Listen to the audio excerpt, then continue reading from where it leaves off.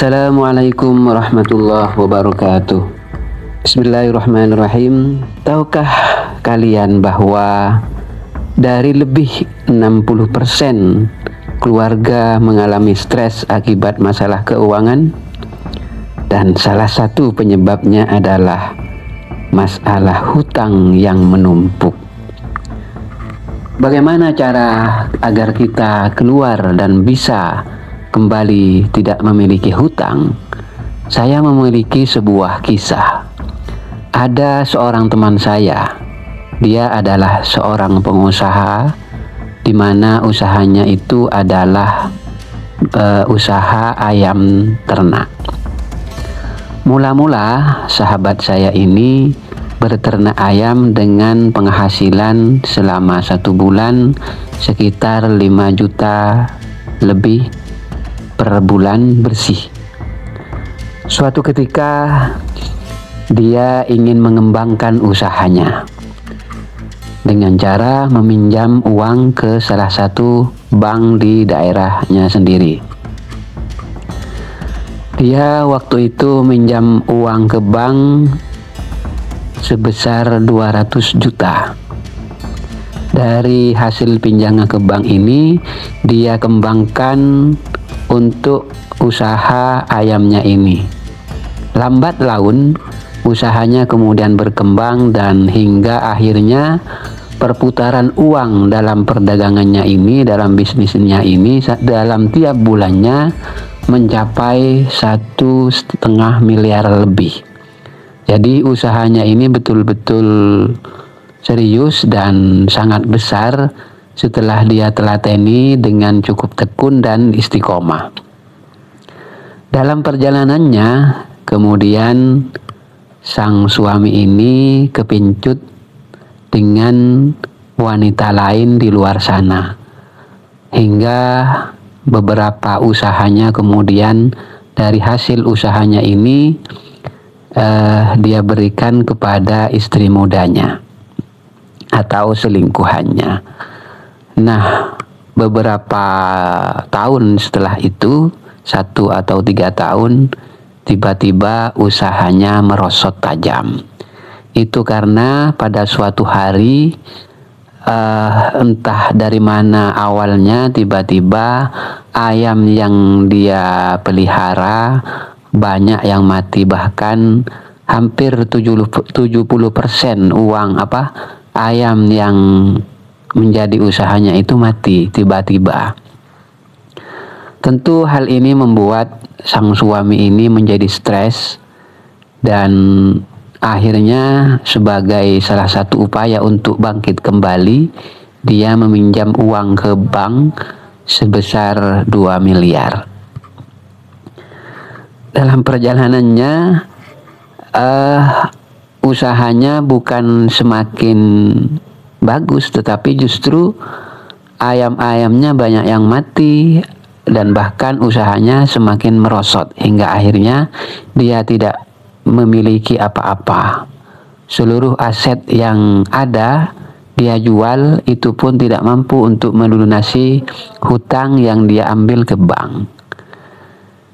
Nah, dari kejadian itu dia mulai sadar bahwa apa yang telah dia lakukan adalah buah yang harus ia tanggung selama menjalankan bisnisnya, yaitu dia mengkhianati istrinya dengan cara melakukan hal-hal yang tidak diperbolehkan secara agama, yaitu bermain perempuan di luar sana tanpa sepengetahuan istrinya.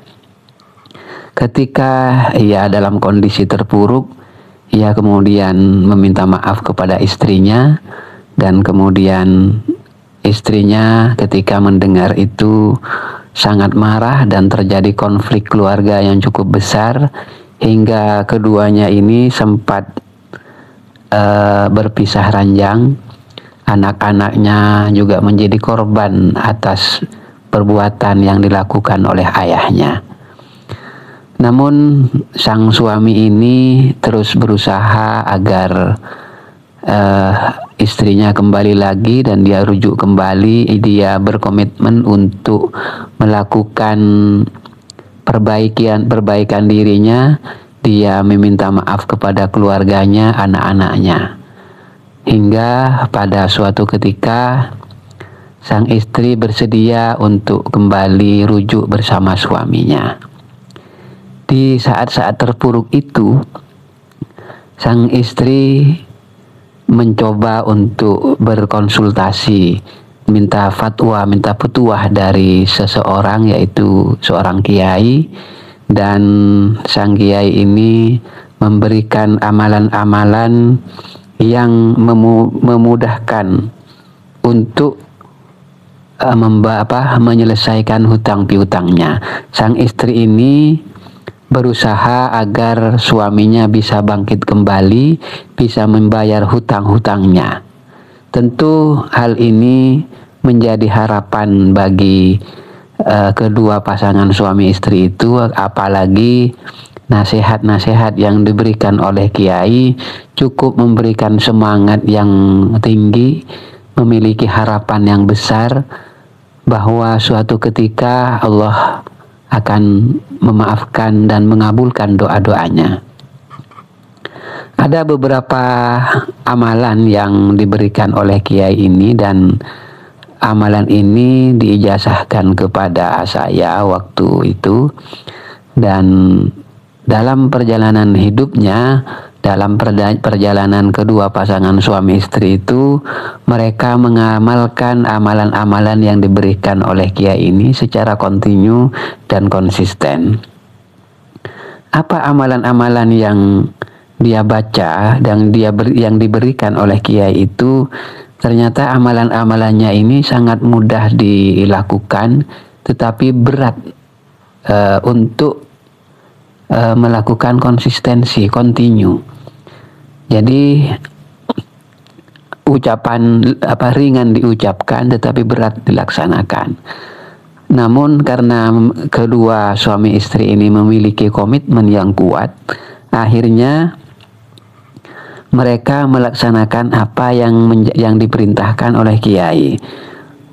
Mereka mengamalkan sebuah kalimat atau doa yang sangat bagus, di mana doa ini merupakan sebuah hadis yang diriwayatkan oleh Imam Abu Daud dan Imam Tirmidzi. Doanya begini: Bismillahirrahmanirrahim.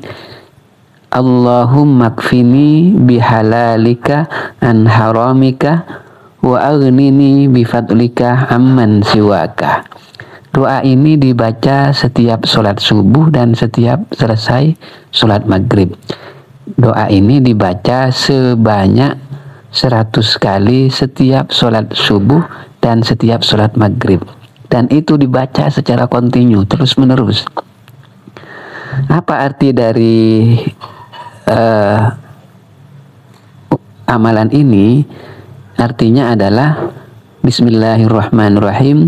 Ya Allah, cukupkanlah aku dengan rezekimu yang halal hingga aku terhindar dari yang haram. Dan kayakanlah aku ya Allah dengan karuniamu hingga aku tak memerlukan bantuan selain daripada Engkau ya Allah. Demikian bacaan-bacaan yang diberikan oleh kiai dan diterapkan dengan sungguh-sungguh oleh kedua pasangan suami istri ini. Selain itu, selain mengamalkan bacaan itu, keluarga ini juga dianjurkan untuk bertaubat, utamanya sang suami, yaitu dengan membaca istighfar sebanyak-banyaknya dengan sebuah keyakinan bahwa Tuhan Allah itu memaafkan seluruh dosa-dosanya, termasuk suaminya itu bersungguh-sungguh untuk bertaubat atas apa yang telah dia lakukan selama ini. Sang suami meminta ampunan kepada Allah. Nah, selain istighfar, sang suami dan dua orang pasangan suami istri ini membaca sholawat Nabi satu harinya itu 1000 kali. Jadi Sholawatnya itu dibaca setiap sholat fardu 200.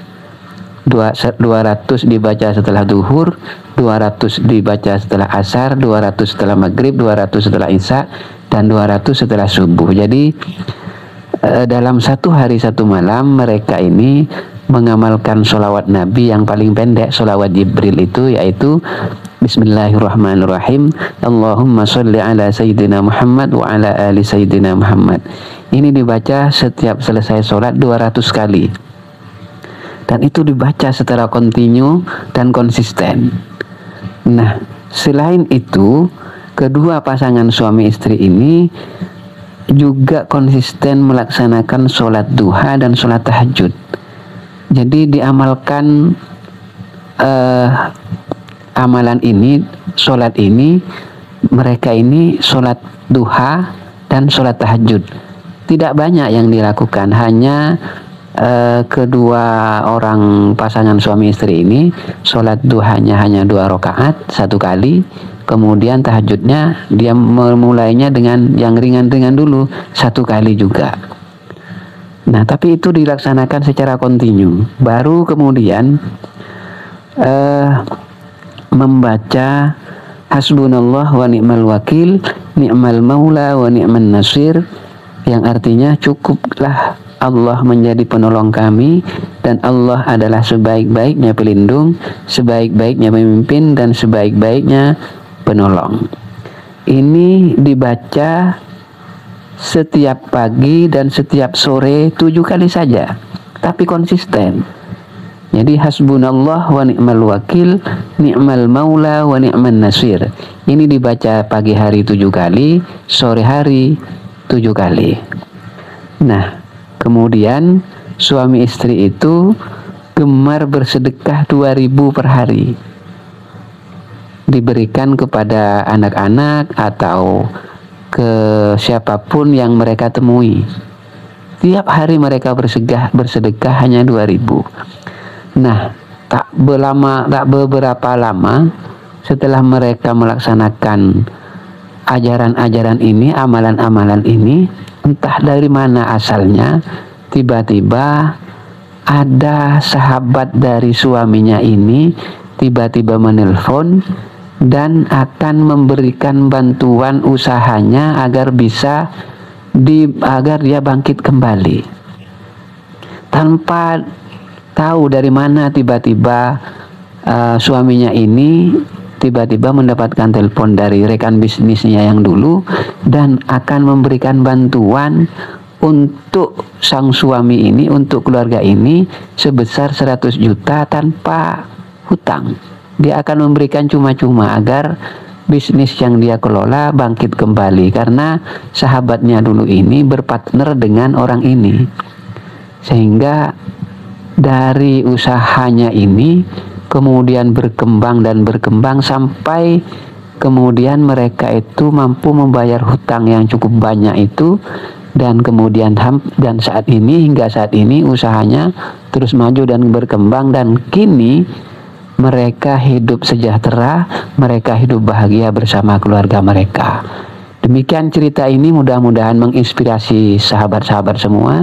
Mudah-mudahan kita bisa mengamalkan amalan-amalan ini bagi mereka, utamanya yang sedang ditimpa musibah berupa hutang piutang. Mudah-mudahan apa yang saya sampaikan juga bisa dilaksanakan oleh diri saya sendiri dan keluarga, dan juga siapapun yang mendengar dan menonton video ini. Jangan lupa subscribe dan like video saya di channel Erlan Mehmet Entertainment. Terima kasih. Assalamualaikum warahmatullahi wabarakatuh.